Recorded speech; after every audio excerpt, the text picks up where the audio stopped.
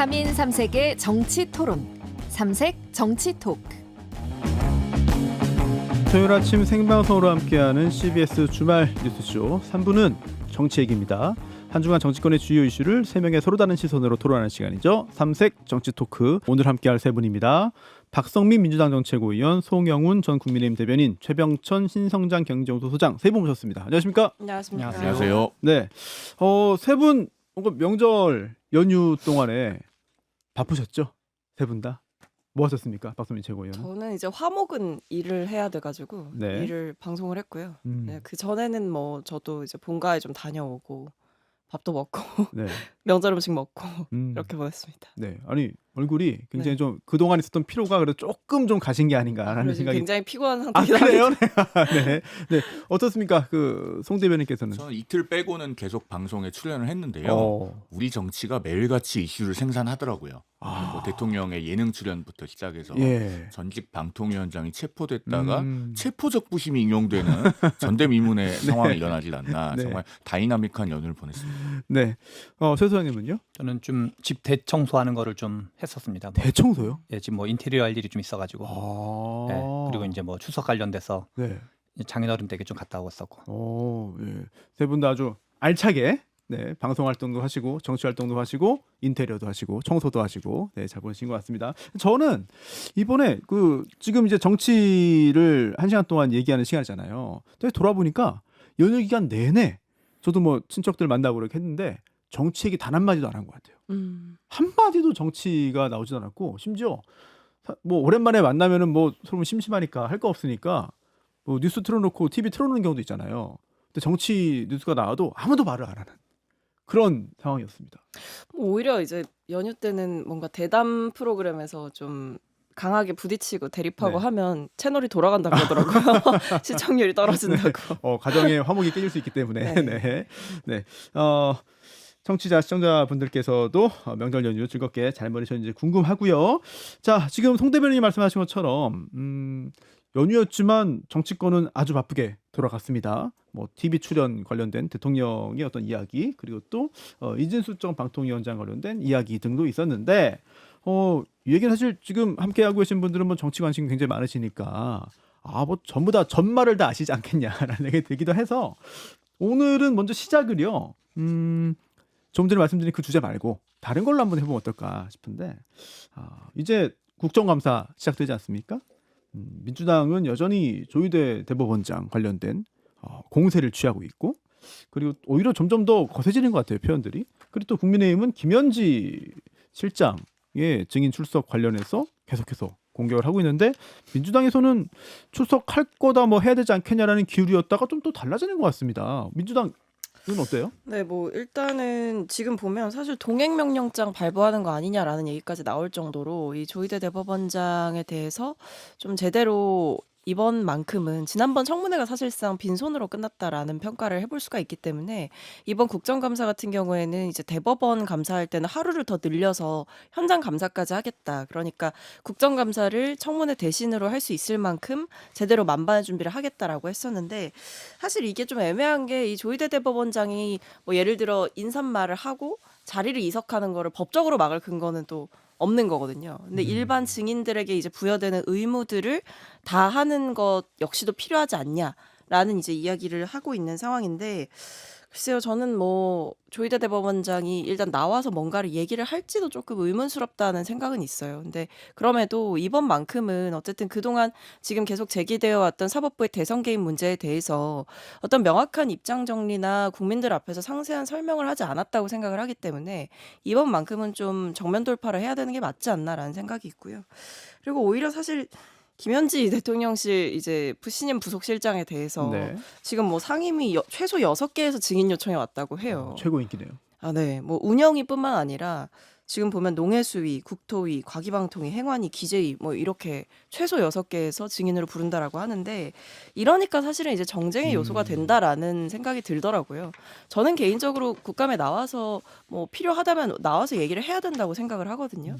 근데 그게 어떤 대통령실과 관련된 감사가 아니라 뭐 백현동 뭐 아파트 개발 관여 의혹이라든지 아니면 뭐 대장동 아파트에 대한 뭐 자금 출처를 묻겠다고 갑자기 기재위에서 부른다라든지 그러니까 이런 식으로 뭔가 어떤 김현지 부속실장에 대한 그 업무와 관련된 내용을 묻는 것이 아니라 여러 면에서 뭐 이재명 대통령을 뭔가 끌어들이거나 아니면 김현지 실장을 흠집내기 위한 이런 시도들이 이어질 것 같아서 그 부분은 굉장히 우려스럽습니다.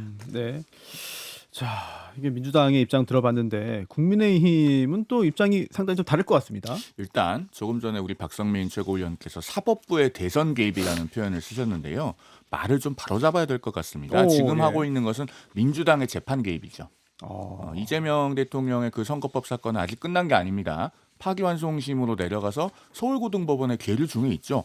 엄연히 네. 진행 중인 사건에 대해서 지금 민주당은 그 상급심의 심리 과정을 따지겠다는 겁니다. 그건 노골적인 재판 개입이다라는 말씀을 드리고 네. 그렇게 국정감사를 한다면 그건 위법입니다. 위법이다. 국정감사조사법에 소추나 진행 중인 재판에 관여할 목적으로 국정감사나 조사를 할 수 없다는 명문의 규정이 있죠. 예. 더 나아가서 법원 조직법에 가면 심판의 합의는 비공개한다. 라고 역시 명문의 규정이 있습니다. 그렇기 때문에 민주당이 우리 헌정사상 전례가 없는 개별 사건과 관련된 청문회를 하겠다고 해도 전원합의체에서 반대 의견을 냈던 2명의 대법관들조차 2번 다 출석하지 않았던 겁니다. 우리가 이 부분을 매우 중요하게 봐야 됩니다. 이건 조일대 대법원장 개인에 대한 문제가 아니고요.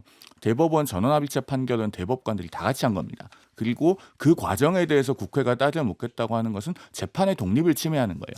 이건 보수냐 진보냐의 문제가 아니기 때문에 이른바 진보 성향의 대법관이라고 하는 분들도 청문회 때 안 나왔던 겁니다. 그리고 우리 헌정사의 사례를 하나 소개를 해드리면 네. 2002년에 최종령 대법원장이 하마터면 국감 증인으로 채택될 뻔했습니다.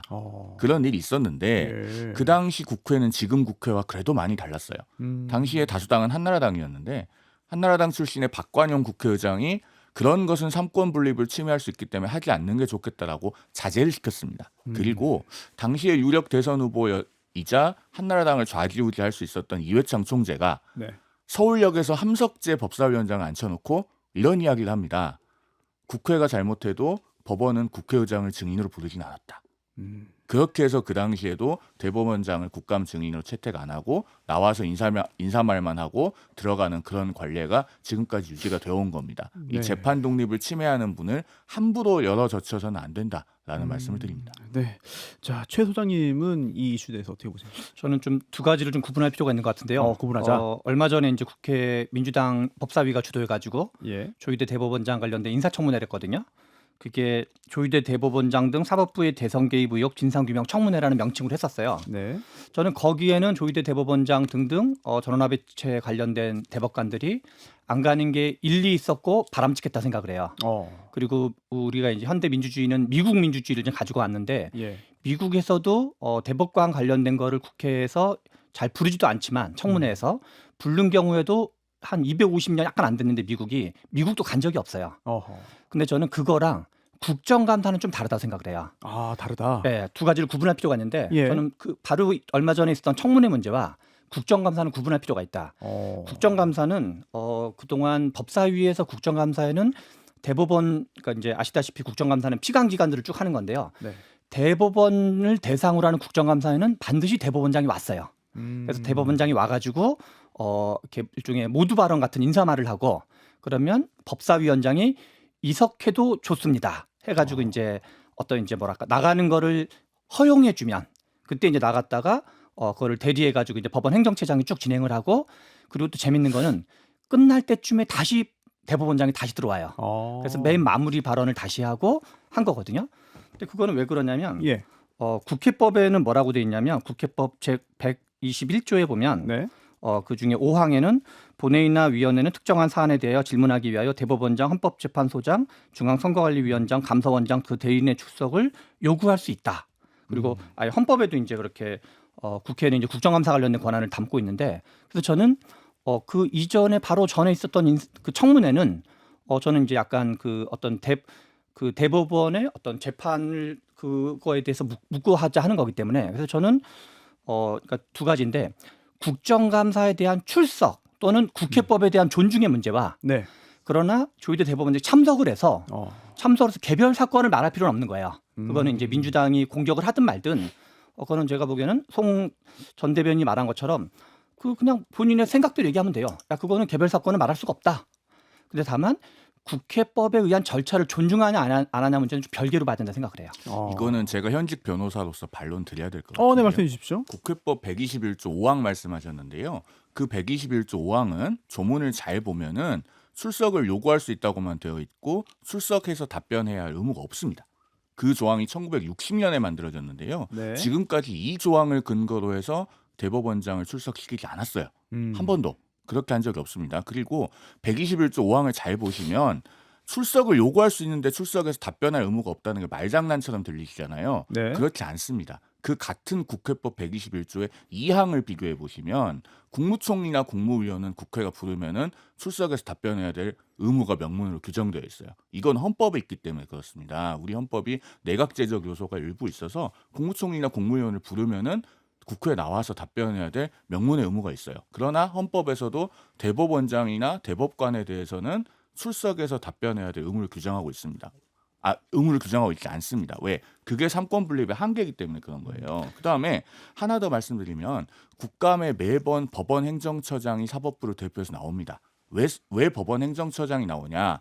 법원 행정처장은 신분은 대법관이지만 사법 행정을 관장하면서 행정처장 임기 동안에는 재판을 안 해요. 재판사무로부터 독립되어 있기 때문에 그래서 행정처장이 법원의 대표로 국감에 나와서 선서하고 증언하는 겁니다. 대법원장 직접 나오는 것과 굉장히 큰 차이가 있어요. 그다음에 마지막으로 제가 하나만 짧게 덧붙이면 왜 자꾸 국민의힘에서 이렇게 재판 독립을 강조하느냐. 대법원 전원합의체가 이재명 당시 민주당 대표에게 불리하게 판결해줬기 때문에 그게 국민의힘에 유리한 거기 때문에 그런 거 아니냐라고 의문을 가지시는 분들이 있을 거예요. 거기에 대해서 제가 좀 답을 드리면 지금 민주당이 하고 있는 이런 방식의 재판에 대한 관여, 권력이 재판에 관여하는 것은요. 한 걸음만 더 나아가면 권력이 직접 재판을 하게 됩니다. 그게 뭐냐면 바로 조선시대 때 우리가 많이 봤던 원님 재판이에요. 원님 재판하면 누가 재판합니까? 춘향전에서 변학도가 재판하죠. 춘향이는 억울하게 하옥됩니다. 그런 거예요. 그다음에 다수의 힘으로 재판에 관여하고 재판 결과를 바꾸려고 하고 그렇게 하면 그게 한 걸음만 더 나아가면 인민재판입니다. 중세에서 군중의 힘을 빌려서 재판을 했던 사례가 바로 마녀재판입니다. 수많은 마녀들이 처형이 됐죠. 동서양을 막론하고 그렇게 중세에서 수백 년 동안 동양에서는 수많은 춘향이, 서양에서는 수많은 마녀를 희생시킨 끝에 우리가 정착시킨 시스템이 이 재판의 독립입니다. 여기서 넘지 말아야 될 문지방을 함부로 넣으면 안 된다는 겁니다. 근데 사실 그때 당시 이제 대법에서 선고가 나고 나서도 이 법원 내부에서도 사실은 비판이 있었어요. 그러니까 이 조희대 대법원장을 비롯해서 뭐 유죄 취재 파기환송 결정을 내렸을 때 당시 이제 서울중앙지법 부장판사가 뭐라 그랬냐면 조희대 대법원장이 반 이재명 정치투쟁의 선봉장이 되었다라고 하면서 비판을 했습니다. 그러니까 그 정도로 그러니까 제가 따져 묻고 싶은 것은 이 판결의 근거가 뭐냐를 묻고 싶은 게 아니라 네. 왜 이재명 대통령 당시 이제 대선 후보에 대해서 이 특정 사건에 대해서 그렇게 이례적으로 빠르게 진행했느냐는 저는 물을 만하다고 생각해요.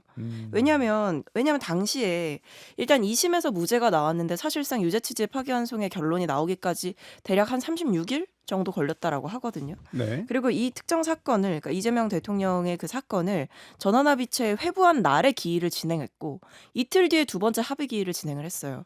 특정 사건만을 위해서 합의 기일을 이렇게 진행하는 것 자체가 사실은 다른 전원합의체 사건에 비하면 전례가 잘 없는 일인 것은 맞다. 그러니까 굉장히 좀 이례적인 속도고 뭐 전원합의체에 회부한 날에 기일 진행한 것도 이틀 뒤에 또 다시 합의 기일을 잡아서 또 진행한 것도 사실은 이례적이다라는 거죠. 그러니까 누군가는 이제 633 원칙을 계속 강조했기 때문에 그걸 지키기 위함이다라고 얘기를 하지만 사실 냉정하게 봤을 때 여야 할 것 없이 633 원칙이 지켜지지 않는 재판들은 너무나 많았잖아요. 선거법과 관련해서. 근데 여기에 대해서 당시에 대선 직전에 그것도 1심과 2심의 판결이 판이하게 다른 사안을 이렇게 속전속결로 결정해둔 이유가 뭔지 거기에 대한 정치적인 개입 논란은 전 당연히 있을 수밖에 없다고 생각해요. 아니, 그러니까 그거를요.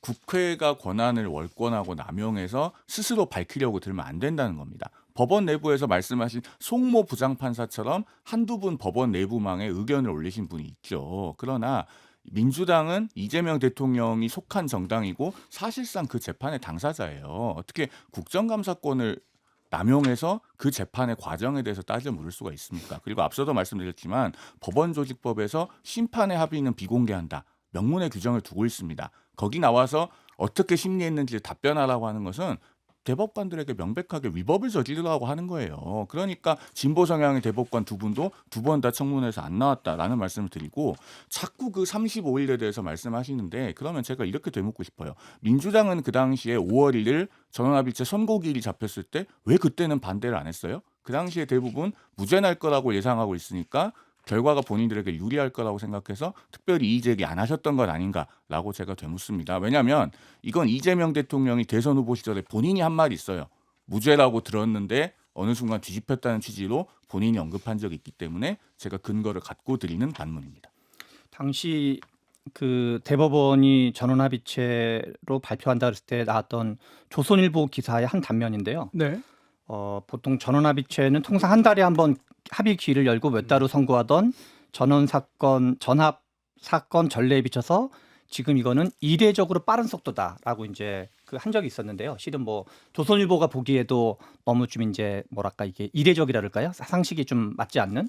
그래서 실은 우리가 그 국민 그냥 눈높이에서 생각할 때 대선을 바로 앞두고 있는 당시 대선이 이제 6월 3일이었는데 5월 한 10일 경이었었죠 당시에. 5월 10일 경에 불과 한 일주일 만에 일주일 정도 조금 지나가지고 갑자기 전원합의체를 열어서 이 갑자기 이제 무죄 취지 파기환송심을 했다는 거죠. 그래서 실은 국민들의 당시 여론으로도 그렇고 많은 사람은 대법원이 대선에 개입한 거 아니야? 이거는 좀 그렇지 않는 거 아니야?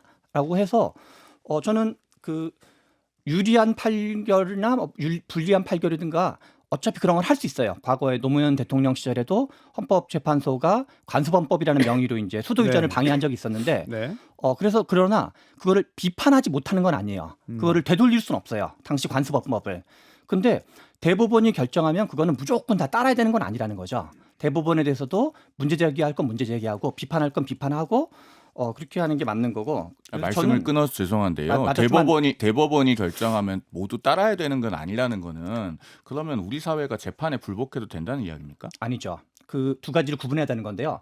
재판 결과를 존중하는 거랑 그것에 대해서 우리가 예컨대 개헌이라는 것도 가능한 건데 헌법은 무조건 다 있는 건 아니거든요. 헌법에도 문제가 있다고 생각하면 비판하고 토론해서 나중에 헌법을 바꿀 수 있는 거죠. 그런 것처럼 그건 헌법 제정 권력인 국민이 국민 투표해가지고 개헌하는 거하고 대법원이 판결을 했는데 그 판결의 대상이 되다시피 한 정당이 그 과정에 대해서 국정감사권을 남용해서 따져 묻는 거하고 같은 차원의 문제입니까? 두 가지를 구분하는 건데요.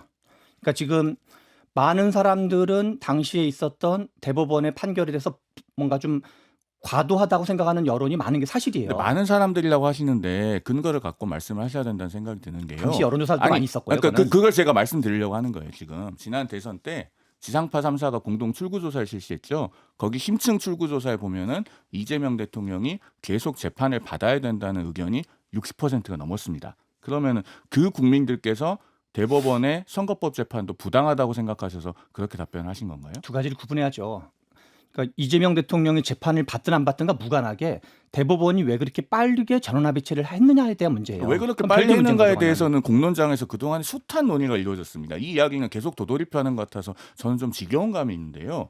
6개월 안에 끝났어야 될 1심을 799일을 했어요. 선거법 270조의 633 원칙을 명문의 규정으로 정해놓고 있고 대법원이 법을 잘 지킨 게 잘못된 겁니까? 그 전원합의체의 절차가 그렇게 비정상적이고 무리하고 부당한 것이었으면 어느 한두 사람이 그 절차를 주도한다 한들 다른 대법관들이 평의에 나가질 않습니다. 전원합의체 평의 기회를 잡아도 이렇게 하는 것이 부당하고 위법이라고 생각하면 대법관들이 다 안 나가면 돼요. 다 평의에 나갔고 의견을 밝혔고 판결서에 도장도 찍었습니다. 정말 부당하고 무리했으면 의견을 밝히고 판결서에 도장 찍었겠습니까? 지금 네. 그거는 그러니까 많은 사람들은 당시에 아무튼 대법원이 과도하게 결정을 했다고 판단을 하고 있는 거고 그거에 그러니까 대해서 많은 사람들이라고 하시는데요. 근거를 갖고 말씀하셔야지 본인의 생각을 그냥 많은 사람들이라고 그거는 이제 말씀하시면 안 당시 되죠. 여론조사를 제가 다 외우고 있는 건 아니니까요. 그거는 그 대법관 내에서도 뭐하러 그러면 문제 제기가 그러니까 나왔겠어요. 조금 전에도 처음에 국민 눈높이라고 말씀하셨는데 사실은 국민 눈높이가 아니고 민주당원의 눈높이에 봤을 때 부자연스러운 절차였겠죠. 그렇게 생각은 네. 안 하는 사람이 훨씬 더 많고요. 네. 사실 당시의 대법원의 절차 진행이나 어떤 그 시기라든지 이런 것들을 볼 때 양측의 의견이 좀 갈리는 것 같습니다. 우선 다른 사건들에 비해서는 굉장히 좀 이례적으로 빠르게 진행됐다라는 부분들, 그리고 또 하지만 그 전에 그 1심 재판이 너무 오래됐기 때문에 그게 문제인 거지 빨리 하는 것 자체를 가지고 문제 삼을 수 없는 거 아니냐라는 지적, 양쪽의 어떤 시각에 따라 가지고 결론이 좀 달라지는 그런 문제가 아닌가 싶기도 한데요. 네. 네, 뭐 네, 박지혜 사실 의원님. 이제 여론조사 얘기가 나와서 그러는데 뭐 제가 이거를 어디까지 말씀드려야 될지 모르겠습니다만 이게 뭐 최근에 있었던 이 조희대 대법원장의 거취와 관련된 여론조사가 사실은 있었어요. 근데 이때 뭐가 나왔냐면 사퇴해야 된다라는 게 48%가 나왔습니다. 물론 뭐 국민의힘 지지자들 성향에서는 75%가 사퇴 불가를 지지했다라고는 하지만 이념 성향이 중도인 응답자들 사이에서도 사퇴해야 된다라는 의견이 44%로 사퇴하지 말아야 된다라는 의견보다는 높았어요.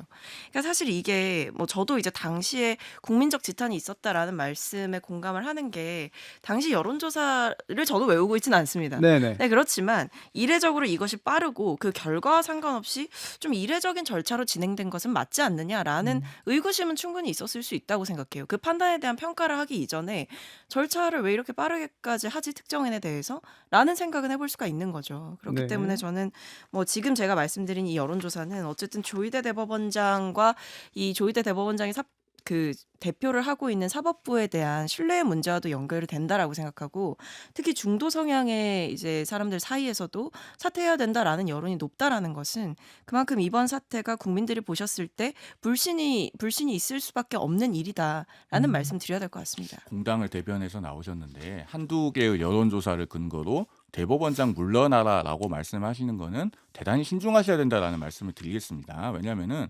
우리나라는 1993년 문민정부 이래로 김영삼 대통령이 임명한 대법원장부터 헌법과 법률이 보장한 임기를 채우지 못한 적이 단 한 번도 없어요. 그 전에 대법원장들 중간에 물러나고 했던 거 대부분 군사정권 때 있었던 일입니다. 그러면 우리가 그런 일을 반복해야 되겠습니까? 사실은 오히려 정치권에서부터 여야가 한 목소리로 헌법과 법률이 보장한 대법원장의 임기는 지켜져야 된다. 이것은 정치권이 함부로 건드려서는 안 되는 문제다라고 천명하고 사법 신뢰를 복원하는 방향으로 언행을 함께해야 되는 게 온당한 도리다라는 말씀을 드립니다. 과거 저는- 국민의힘 발언 하나만 소개를 해드릴게요. 네. 무너진 신뢰를 회복하기는 어렵지만 신뢰가 무너지는 것은 하루아침이다. 사법부가 무너지고 있는 것에 대해서 김명수 대법원장이 책임지고 사퇴해야 된다라고 과거에 대법원장 사퇴를 심지어 대법원장이 출근길에까지 몰려가서 경찰들이랑 몸싸움하면서까지 요구했던 게 과거 국민의힘입니다. 그 발언을 준비해 오셨을 줄 제가 알고 있었는데요. 아무 준비는 안 했고요. 김명수 대법원장은 그 당시 임성근 부장판사와의 녹취록 파문이 있었잖아요. 그건 사법부의 수장으로서 해서는 안 되는 일입니다. 개별 판사의 거취에 관해서. 그렇죠? 그렇기 때문에 그 당시에 대법원장의 본분을 어겼다는 비판을 받았던 것이고 국민의힘은 당시에 정치적 비판을 했지만 민주당처럼 무슨 대법관 탄핵을 운의하거나 또는 이런 식으로 대법원장을 청문회에 불러내서 조리돌림하거나 국감의 증인으로 내세워야 된다는 식으로 월권을 하진 않았어요. 그렇죠. 뭐 저는 그렇지만 그 출근길엔 가셔서 경찰이랑 몸싸움은 하셨죠. 민주당이 아니, 주장을 그렇게 하든 빈정거리는 국민의힘이 표현을 최소영님 주장을 말씀 하든 한번 듣죠. 예. 민주당이 주장을 하든 국민의힘이 주장하든 대법원장을 사퇴하라고 말하든가 아니든가 무관하게 사퇴는 안 하는 게 바람직하다 생각을 해요. 그거는 앞에서 말한 것처럼 그 자체가 그런 일로 사퇴를 하는 것 자체가 삼권 분립에 위배되는 어떤 나쁜 선례를 만드는 거기 때문에 뭐 정치 공방 차원에서 과거 이제 김명수 대법원장에 대해서 국민의힘이 그런 주장을 하고 지금 민주당이 그런 주장을 하더라도 그거는 이제 실제로는 이제 어느 정도 삼권 분립을 위반하는 측면이 있는데 다만 그래서 저는 이제 지난번 청문회도 좀 부적절하다고 생각하지만 네. 그러나 그동안 국정감사에서 왜 대법원장은 참석했는가 앞에서 시작 발언을 하고 마무리 발언을 했던 이유는 예. 국회법에 대한 존중이거든요. 방금 아까 말씀하셨지만 국회법은 요구할 수 있다 그러고 안 나갈 수 있어요. 그리고 안 나가면 국회는 또 동행명령을 발송할 수 있고 동행명령이 있어도 안 나갈 수 있어요. 그러면 1년 이하의 징역 및 뭐 1,000만 원 이하의 벌금으로 그냥 땜빵하겠다 할 수 있어요. 근데 그런 건 기본적으로 법조인의 자세는 아니고 그리고 국가의 3부 요인 중에 한 명인 사람으로서 국회가 요구하는 거에 대한 어떤 존중 문제는 별개라는 거예요. 그래서 거기서 개별 사건에서 다 얘기하라는 얘기가 아니라 그런 절차에 대한 존중은 그 자체로 의미가 있다는 얘기예요. 그래서 내가 이런 이유로 그럼 말 못한다라고 그리고 그거와 별개로 이러이러한 이유로 그렇게 뭐 진행했다라고 그렇게 의견을 얘기하면 되는 거지. 그것이 출석 자체를 안 할 이유까지는 되지 않는다 이렇게 생각을 해요. 아니 최 소장님 지금 관례적으로 대법원장이요 국감날 국감장에 나와요. 나와서 인사하고 말씀하신 대로 들어갑니다. 들어가는 거는 잠깐만요. 제가 말씀드릴게요. 대법원장은 선서를 안 해요. 아시죠? 증인석에 앉지 않습니다. 나와서 인사말 하고 들어가잖아요. 그 끝날 때 다시 나와서 인사합니다. 그거 하고 지금 출석하는 거를 동치시켜서 말씀하시면 안 되죠. 계속 지금 두 개를 섞어서 말씀하고 아니, 계시잖아요. 이번에는 그러니까 지금 증인으로 나오라는 취지로 말씀하시는 거잖아요. 그죠? 이번에 증인을 채택한 거잖아요. 아니, 그러니까 그리고 또 원래도 기관 증인이 그러니까 그러면 아니 원래는 기관 증인으로 채택을 안 했습니다. 아니까 지금까지 증인으로 채택을 안 했어요. 그러니까 법원 그동안 안한 행정처장이 거죠. 법원 행정처장이 기관 증인인 것이고 이건 87년 민주화 이후로 오케이. 정착되어 온 확립된 관례입니다. 이 두 개를 섞어서 말씀하시면 안 돼요. 여태까지도 물리적으로는 나왔어요. 우리가 관례가 있는데 법사위원 예컨대 그 국회 의석수에 비례해서 상임위를 나눠가는 거는 국회법이 아니라 관례였던 거잖아요. 네. 근데 국회법에는 표결을 하도록 돼 있어요. 그래서 지금 법사위 간사를 그런 식으로 야당 간사를 부결시키는 것도 타당하다라는 취지로 좀 말씀하시는 타당하다고 생각하진 건가요? 않아요. 다만 법에 의거해서 하는 게 있다는 거죠. 관례가 바뀔 수도 있는 아니 거예요. 그러니까요. 대법원장을 국회가 증인으로 불러낼 수 있는 형식적인 권한은 있죠. 네. 그러나 그 권한의 한계를 그동안에 국회가 관례를 통해서 설정해 놓지 않았습니까? 그런 그 한계를 스스로 설정해 놓은 이유를 우리가 생각을 해야죠. 그게 삼권 분립에 넘지 말아야 될 선 아닙니까? 그 선을 지금 쉽게 넘어도 된다고 말씀하고 계시는 거예요. 네, 지금 두 분 말씀, 세 분 말씀 어떤 건지 다 알겠고, 약간 좀 바라보는 각도가 다르다 보니까, 약간 뭔가 좀 빗나가는 그런 느낌이 들기도 하는데, 시청자, 청취자분들께서 어떤 말씀인지는 다 이해하시지 않을까라는 생각이 듭니다. 광고 듣고요, 돌아와서 또 다른 이야기 이어나가겠습니다. 생방송으로 함께하는 CBS 주말 뉴스쇼 박성민 민주당 전 최고위원, 송영훈 전 국민의힘 대변인, 최병천 신성장 경제연구소 소장, 이렇게 세 분과 함께 정치 얘기 나누고 있는데요.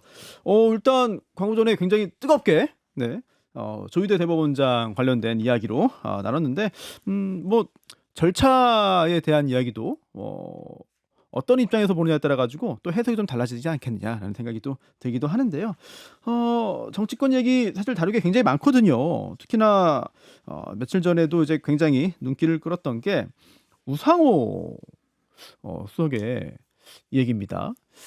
뭔가 청와대와 이제 대통령실과 여당 사이에 뭔가 미묘한 갈등이 있는 거 아니냐.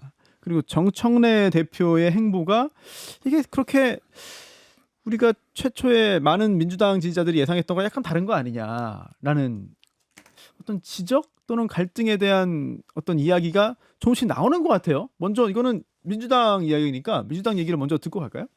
저는 뭐 일단은 사실 갈등이라기보다는 갈등 아니에요? 그러니까 이게 목적지는 같잖아요. 그러니까 이게 어. 목적지가 다르면 갈등이 될 수가 있죠. 근데 네. 그게 아니라 이제 목적지로 가는 과정에서 누구는 이제 비행기를 타자 하고 누구는 걸어가자 하고 혹은 누군가는 차를 타고 가자 하고 뭐 이런 문제라고 저는 생각을 해요. 그러다 보니까 사실은 우상호 수석께서도 어떤 뭐 온도차에 대한 고민이 있다라는 얘기를 했지만 그 전에 전제로 달았던 게 어떤 방향성에 대해서는 이제 다 공감을 한다라고 얘기를 했거든요. 어떤 뭐 당에 대해서 동의를 한다. 다만 어떤 속도라든지 아니면 온도라든지 이런 부분에서 차이가 날 때 고민이 된다라는 취지로 얘기를 하거든요. 그래서 저는 이게 어떤 큰 틀에서는 그렇게 차이는 나지 않는다라고 생각을 했는데 결국 예를 들면 뭐 검찰개혁 같은 경우도 수사기소 분리라는 이 대전제의 원칙에는 공감을 하는 거잖아요, 당정이. 근데 이제 이거를 뭐 어느 수준까지 뺄 거냐, 뭐 예를 들면 보안 수사권을 폐지하냐 마냐에 대한 얘기, 혹은 뭐 1년의 유예 기간 동안 뭘 어떻게 디테일을 정리를 해 나갈 거냐에 있어서 뭐 좀 이제 방식에 대한 얘기, 이런 것들이 좀 차이가 있었던 거라서 저는 뭐 사실 아주 매끄럽다라고는 솔직하게 말씀을 못 드리겠지만 그렇다고 해서 목적지가 다른 상황은 아니다, 이렇게 보고 있습니다. 네, 대통령실과 여당 사이에 온도차가 날 때 난감하다, 이런 우상호 정무수석 발언 관련해서 지금 해석을 해주셨고요. 송 대변인은 어떻게 그 보십니까? 목적지가 잘못됐다고 보는 거죠. 목적지가 그러니까 서울로 잘못됐다. 가야 되는데 지금 네. 무인도로 가는 비행기를 탄 겁니다. 그러면서 빨리 가야 된다, 늦게 가야 된다라고 서로 아웅다웅하고 있는데 우상호 정무수석이 일견 들으면 온건한 이야기를 한 것 같아도요. 네. 사실은 때리는 시어머니보다 말리는 시누이가 더 미운 법입니다. 우상호 정무수석의 그 연휴 동안에 방송된 인터뷰 내용 중에 그런 게 있었어요. 그 사법부의 잘못된 것을 파헤쳐야 된다는데 동의한다. 그런데 국민들이 좋아할 만한 방식으로 지혜롭게 하면 좋겠다. 그 얘기인즉슨 그러면은 지혜로운 방법으로 대법원장에게 보복하라는 이야기밖에 더 됩니까? 그러니까 때리는 시어머니보다 말리는 시누이가 더 밉다라는 말씀을 드리는 거고요. 예. 이건 사실은 이재명 대통령이 이 문제를 끊어줘야 됩니다. 헌법과 법률이 예. 보장한 대법원장의 임기는 지켜져야 되고 이건 정치권이 왈가왈부할 일이 아니다라고 대통령이 직접 천명해주면은 논란이 종식될 문제예요. 이걸 가지고 빠르게 하냐 늦게 하냐를 가지고 이견이 있는 것 자체가 방향 자체가 크게 잘못된 것이다라는 말씀을 다시 한번 드립니다. 네, 조 소장님. 이번에 그 우상호 정무수석 워딩은 실은 이제 9월 6일 날 이제 라디오 방송에 썼던 워딩인데요. 이번 10월 6일이죠. 10월 6일. 근데 그 이전이랑 약간 뉘앙스가 좀 달라졌어요. 아, 그래요? 이제 뉘앙스가 달라졌는데 예. 그 전까지는 그래도 우리는 같다라는 거에 좀 더 강조점을 뒀다라면 네. 이번에는 약간 차이점이 있다라는 거에 좀 강조점을 둔 거거든요. 아무래도 이제 대통령실의 정무수석이라니까 당과의 관계 때문에 이제 뭐 다 그냥 일일이 다 비판하지는 못했지만 예를 들어서 개혁하는 것이 좋은데 싸우듯이 하는 것에 대해서는 필요를 얘기하는 분들이 많다. 입장과 취지는 동의하지만 속도와 온도에는 차이가 난다. 이 차이가 이렇게 난다라고 공식화한 거가 어떻게 보면 지금 이게 약간 공식화했다 그럴까요? 약간 네. 공개화하고 네. 이런 발언 자체가 처음이고 그렇기 때문에 굉장히 더 큰 관심을 맞습니다. 모았죠. 그리고 대통령이 우상호 정무수석이 가장 많이 하는 질문이 당이 왜 저런 결정을 했어요? 라는 걸 물어본다는 거다. 이것도 예. 되게 이제 이례적인 거거든요. 그동안은 뭔가 이렇게 그래도 우리는 같은 방향을 가고 있다라는 거에 강조점을 뒀다라면 네. 지금은 뭔가 좀 우리랑 생각이 다르다라는 거에 이제 강조점을 두고 약간 뭐랄까 무게중심이 좀 달라졌다 그럴까요? 네. 이전에는 이제 좀 네. 같다라는 거에 근데 저는 좀 얘기하고 싶은 것 중에 하나가 네. 8월 22일부터 8월 26일 사이에 9월 날짜를 네. 제가 계속 네. 9월이요? 지난달 9월 22일부터 26일 사이에 이제 그 미국 방문 및 유엔 총회에 참석이 있었어요. 네. 근데 총 5일간 일정이었는데 첫째 날은 그 언론에 이제 그걸 막 보도되는데 그 첫째 날이 월요일 날이었는데 조희대 그 법사위에서 조희대 대법원장을 청문회 채택을 해가지고 네. 그 이재명 대통령 뉴스를 민주당이 다 덮어버렸고 조희대 대법원장 이슈로 셋째 날에는 그 저거 발표를 했어요. 유엔 총회에서 연설을 해가지고 소위 END 대북구상이라고 발표했는데 그때 이제 정청래 대표가 뭐 대법원장이 뭐라고 발언했던 날이거든요. 그래서 네. 역시 또 이슈가 다 덮어버리고 그 다음 날에는 이 어떤 이제 민주당 출신 대통령이 그 뉴욕 증권거래소를 가가지고 타종도 하고 네. 그다음에 그 월가의 큰 손들을 대상으로 투자 서밋이라는 걸 했어요. 그건 어떻게 보면 이제 이재명 대통령이 강조하는 뭐 경제 성장이라든가 주식시장 활성화 관련돼서 어떤 이제 진보 정당 출신으로는 좀 약간 이제 그 어떤 이제 뭐랄까 보수가 환영할 만한 그런 거였는데 그때는 이제 그 정부조직법을 해가지고 검찰청 해체를 했거든요. 네. 사실은 뉴욕 방문과 미국 방문을 했었는지도 잘 기억하지 못할 정도로 이슈를 당이 다 덮어버리고 이게 일부러 한 거라고 보세요? 아니면 어쩌다 보니까 그렇게 된 거라고 아니 그 보세요? 일부러 했으면 진짜로 그거는 좀 문제가 더 심각하고 네. 일부러 하진 당연히 않았겠죠. 근데 일부러 하진 않았지만 거꾸로 원래 통상적으로는 옛날 박근혜 대통령이 됐건 문재인 대통령이 됐건 윤석열 대통령이 됐건 여당이었을 때는 싸우던 정쟁도 이렇게 오히려 휴전을 하는 게 일반적이거든요. 왜냐하면 스포트라이트를 대통령이 받도록 해주는 거거든요. 네. 근데 이번에는 스포트라이트를 대통령이 받을 만한 나름 파격적인 일을 했는데도 네. 당이 그걸 다 덮어버렸어요. 근데 그러면 결국 9월 30일 날 아까 말했던 조희대 대법원장 청문회를 했는데 결국 이제 불출석하면서 성과가 뭔지도 모르게 된 거거든요. 그래서 실은 조희대 대법원장 논란 해가지고 이재명 대통령 이슈를 덮은 거 말고 무슨 정치적 성과가 있는 건지 오히려 이제 호재를 악재로 덮은 꼴이 된 거거든요. 대통령이 만든 호재를 당이 주도해서 악재 뉴스로 어떤 좀 비판적인 뉴스로 덮어버린 꼴이어서 과연 이게 이제 당 입장에서 대통령한테 이렇게 무관심해도 되는 건지 그런 거를 보여주는 특히나 이제 어떤 그 이제 100일 조금 지났는데 그런 점에서 좀 민주당이 뭔가 좀 이렇게 진단이 필요한 거 아닌가 이런 생각이 좀 듭니다. 근데요, 네. 저는 덮일 만한 외교 성과가 뭐가 있었는지 잘 모르겠습니다. 물론 정청래 대표가 잘했다는 얘기는 아닌데요. 네. 이재명 대통령 유엔 총회 참석을 위해서 방미해서 트럼프 대통령이 주재하는 그 환영 만찬에도 불참했잖아요. 135개국 대표단이 참석해서 문전성시를 이뤘는데 거기 안 갔습니다. 이거는 뭐 저 같은 사람만 얘기하는 게 아니라 한반도 평화교섭본부장을 지낸 김건 의원 같은 경우도 이재명 대통령이 트럼프 대통령을 직접 만나서 직접 부딪히는 그런 외교적인 노력을 했어야 된다라고 지적을 하거든요. 그리고 간밤에 지금 평양에서 또 대규모 열병식이 있었잖아요. 김정은이 왼쪽에는 리창 총리, 오른쪽에는 메드베데프 대통령, 전 대통령이죠. 그렇게 앉혀놓고 열병식 했는데 이렇게 북중러는 노골적으로 밀착하고 있는 상황에서 그러면은 한미일의 결속이 강화됐습니까? 아니면 우리가 북중러의 결속에 균열을 냈습니까? 사실은 어떤 일방적인 구상을 발표를 했을지언정 거기에 심지어 북한도 전혀 호응하지 않고 있거든요. 여기에 대해서 그 END 구상이라고 하는 것이 어떤 외교적 성과인지는 대단히 의문이다. 그래서 뭐 특별히 정청래 대표가 뭘 가렸는지도 잘 모르겠다라는 생각이 듭니다. 근데 저는 뭐 방금 말씀하신 것 중에 좀 동의가 어려운 거는 네. 당시에 이제 미국 뭐 대통령이 주재하는 그 만찬 자리에 뭐 가지 않았다라는 뭐 비판을 야당에서 하는 걸 알고 있었는데요. 당시에 뭐 대통령이 그냥 개인 일정을 한 게 아니라 이제 미국에 내노라 하는 오피니언 리더들과 함께하는 만찬 자리가 따로 있었고 그 자리에서 이제 뭐 다른 일정을 소화했다라고 한다면 그건 그거대로 봐주시는 게 맞지 않을까 싶습니다. 얼마 전에 또 저희가 정상회담이 있었기 때문에 그리고 다가오는 에이펙 정상회의에서도 사실상 트럼프 대통령과 양자회담 가능성이 지금 뭐 얘기가 되고 있는 상황이잖아요. 그렇기 때문에 그때 당시에 뭐 여러 가지 일정을 세울 때에는 판단의 기준이 있었을 것이다라고 보고 다만 이제 최 소장님이 말씀해 주신 거는 그건 거죠. 이제 뭐 하나씩 내놓는데 하나씩 국민들께 선보이고 또 세계에 선보이고 하는 나름의 대통령실 발 이슈가 있는데 이게 자꾸 어떤 국회 법사위가 블랙홀처럼 다 빨아들인다. 저는 이거는 좀 국회에서 유념해서 들어야 된다라고 생각해요. 법사위에서 특히. 왜냐하면 사실 조희대 대법원장 청문회 같은 경우에도 지도부와 상의하지 않고 결정된 일이었기 때문에 당내에 사실은 불만이 좀 있었다고 알고 있거든요.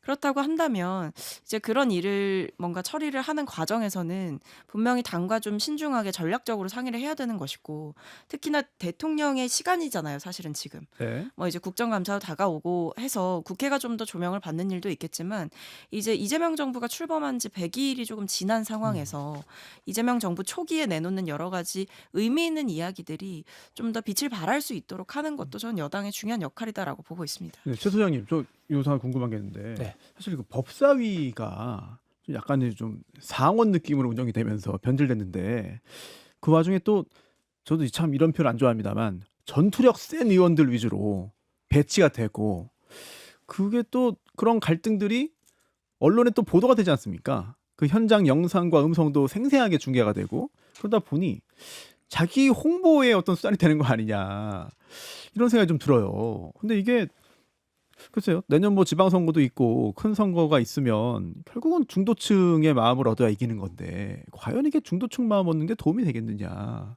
그런 생각이 좀 드는데 어떻게 보세요? 그러니까 실은 바로 그 지점에 대한 문제의식이 있는 건데요. 그러니까 하나는 이게 이제 뭐 과연 플러스냐 마이너스냐 그냥 정치적인 유불리로 봤을 때. 네. 근데 지금 예컨대 지금 대통령 지지율과 민주당의 정당 지지율과 국민의힘 정당 지지율이 있는데 뭐 수치를 얘기하진 않겠지만 네. 상대적으로 이제 대통령 지지율은 과반이 넘는 방식이고 민주당과 국민의힘 정당 지지율도 격차가 꽤 많이 나거든요. 근데 실은 그동안 이런 내란 전담 그 특별재판부 얘기도 그렇고 조희대 대법원장 이슈도 그렇고 실은 정당 지지율보단 격차가 확 줄어들어요. 여론조사에서. 네. 그 얘기는 원래 보통 여론조사는 그 정당 지지율에 수렴돼서 어떤 사안에 대해서도 발언하는 그 입장을 보이는 경우가 일반적이거든요. 이 얘기는 다시 말해서 국민들이 지금 정당의 격차보다는 그 사안에 대해서 민주당이 하는 거 좀 더 비판적이다는 걸 보여주는 거죠. 격차가 뭐가 맞냐 적냐를 지나서 격차가 확 줄어들거든요. 약간 오차 범위에 근접한 정도의 격차밖에 안 되거든요. 한쪽이 더 많다 하더라도. 네. 그래서 저는 지금 민주당이 지금 그 8월 달에 그 정청래 대표 체제가 등장을 했는데 그 3개월 동안 가장 대표적인 이슈는 제가 보기엔 검찰 해체를 둘러싼 이슈랑 그다음에 내란 전담 특별재판부랑 조희대 대법원장 청문회 이슈 세 가지가 있는데 네. 내란 전담 특별재판부는 무슨 뭐 반민특위 비슷한 걸로 하는 것처럼 하다가 지금은 쏙 들어가 버렸어요. 네. 지금 뭐 그 주장하지도 않아요 이제. 그렇죠. 뭐 이렇게 수위를 조금씩 낮추다가 네. 또 조희대 대법원장도 해가지고 국민들로부터 박수 받고 있는지도 의문이에요. 네. 저 같은 사람도 그 하는 과정에 대해서는 좀 비판적인 생각이 더 많을 정도인데 그래서 실은 뭔가 이렇게 본인들은 거기서 좀 어떤 존재감을 드러낼지 모르겠지만 당대 당 관계 또는 이재명 정부와의 관계에서 이게 플러스가 되는 걸 하는 건지 마이너스가 되는 걸 하는지를 좀 짚어볼 필요가 있는 거 아닌가 그런 생각이 좀 드는 거죠. 그 법사위 얘기가 나왔으니까 말인데요. 이재명 대통령 정청래 민주당 당대표 시대의 정치 방식에 대해서 좀 말씀을 드리고 싶습니다. 예. 그러니까 말씀하신 것처럼 일부 민주당 법사위 의원들이 굉장히 강경한 정치 행위들을 주도하고 있는데 그것을 언론에다 대고 한두 마디씩 하시는 분들은 있어요. 말은 합니다. 그러나 대통령이나 당대표, 원내대표, 국회의원 이런 사람들은 다 각자가 행사할 수 있는 권한이 있어요. 그 권한은 제대로 행사하지 않으면서 말로만 한두 마디 하거나 혹은 어디에 단독 기사가 나오게 하거나 이런 식으로 해서 면피하는 방식으로 현재 정치가 작동하고 있다. 예를 들면은 자 서영교 의원 같은 경우에 그 4인 회동설 가짜뉴스 사실상 이제 가짜뉴스로 판명되다시피 한 상태입니다. 더 이상의 근거가 안 나오고 있잖아요. 여기에 대해서 무슨 책임을 졌죠?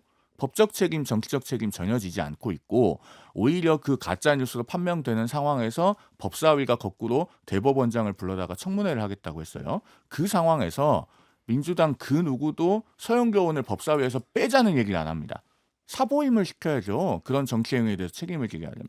그러면서 뒤로는 법사위 의원들이 너무 좀 과한 것 같다. 속도를 조절해야 되는 것 같다. 이런 것을 언론 인터뷰를 통해서 말로 한두 마디 눈치를 하고 넘어가고 있습니다. 이건 거는 고도의 정치적 역할 분담이다라고 볼 수밖에 없는 것이고 이거는 그 사법부 독립을 흔드는 것을 위험하게 보는 입장에서는 굿캅 배드캅도 아니고 배드캅과 워스트캅만 있는 정치 이렇게 하면 안 됩니다. 네, 박선민 최고위원. 근데 뭐 네. 역할 분담이 아니라 제가 봤을 때는 뭐 눈치고 넘어간다 이렇게 얘기를 하시는데 언론에다 대고 공식적으로 인터뷰를 하는 게 어떻게 어떤 그냥 유야무야 넘어가는 게 될 수가 있죠. 그러니까 한두 마디를 했다, 뭐 사보임을 안 시켰다라고 하지만 사실 뭐 사보임을 시키냐 마냐 이전에 일단 여러 가지 이제 당의 방향성에 대해서 공식적인 의견을 표명하는 것 자체는 특히 그것도 여당 안에서 이런 얘기가 나오고 혹은 뭐 대통령실 참모들 사이에서 여러 가지 얘기가 나오고 하는 것들 그것이 공개적으로 표출되고 있다는 거 자체가 저는 오히려 건강한 현상이라고 보고요. 필요한 거라고 봅니다. 그래서 사실 뭐 이것뿐만 아니라 뭐 언론 인터뷰뿐만 아니라 뭐 의원총회라든지 이런 과정들도 있는 거잖아요. 그리고 의원들 간의 SNS 뭐 그 단체 텔레방도 있는 것이고 그런 면에서 그다음에 이제 당 차원의 당 지도부로 보면 비공개로 하는 고위 전략회의도 있는 거고 비공개 최고위원회의도 있는 거고 이런 식으로 또 원내 지도부가 상임위의 간사들을 불러서 따로 이제 만나서 얘기를 하는 자리도 있는 거고 이런 식의 의견을 나누는 자리는 충분히 있기 때문에 이 이외에도 여기서도 의견 표명이 여러 가지가 오간 걸로 알고 있습니다만 이것과 별개로 언론 인터뷰에서도 이런 이야기들이 공식적으로 나온다라는 것 자체가 중요한 현상이라고 보고 필요한 얘기들이 적시에 나오고 있다고 생각합니다. 제가 네. 다시 한번 네, 짧게 상기시켜드리면 부탁드릴게요. 그분들은 권한이 있어요. 저희 세 사람처럼 나와서 말만 할 수 있는 사람들이 아닙니다. 민주당은 추미애 의원을 당 전체가 법사위원장을 뽑았고 서영교 의원을 여전히 법사위원으로 방치하고 있어요. 그런 상황에서 말만 하고 아무런 권한을 제대로 행사하지 않는 것은 정치적 의미에서의 부작위에 의한 네. 방조다라는 네. 말씀까지 드리겠습니다. 네, 최 소장님 말씀 듣고 오늘 마무리해야 되겠네요. 네. 그 지금 지난 대선에서 민주당 이재명 후보가 김문수 후보를 한 8.5% 정도로 이기긴 했지만 그 이 이재명 후보와 권영국 후보의 득표율 합계랑 그다음에 이제 김문수 후보와 이준석 후보의 득표율 합계를 치면 서울 같은 경우는 한 2% 내지 2.5% 차이로 졌어요. 일종의 범진보 대 범보수로 보면. 근데 실은 그리고 지금 여러 가지 뭐 아직 지방선거가 많이 남아 있긴 하지만 오세훈 서울시장을 민주당 후보가 이기는 경우가 없거든요. 가상대결 나오는 거에서도. 그런 점에서 오히려 제가 보기에는 지금 민주당이 이렇게 좀 뭐랄까 오히려 그 정부 및 대통령이 뭐 이렇게 잘하는 여지가 있는 것도 좀 뭔가 이렇게 오히려 뉴스를 덮어버리거나 이렇게 하면은 제가 보기엔 서울시장 선거도 점점 만만치 않을 수 있다. 그런 점에서 좀 자성이 필요한 시점이 아닌가 이런 생각이 듭니다. 네. 공천에서의 어떤 그 득점 포인트와 또 본선에서의 어떤 경쟁력은 다를 수 있지 않냐 뭐 이런 생각이 들기도 합니다. 네, 오늘도 다양한 이슈 함께 다뤄봤습니다. 민주당 박성민 전 최고위원, 국민의힘 송영훈 전 대변인, 최병천 신성장 경제운동소장 세 분과 함께 시간 가졌습니다. 고맙습니다. 감사합니다.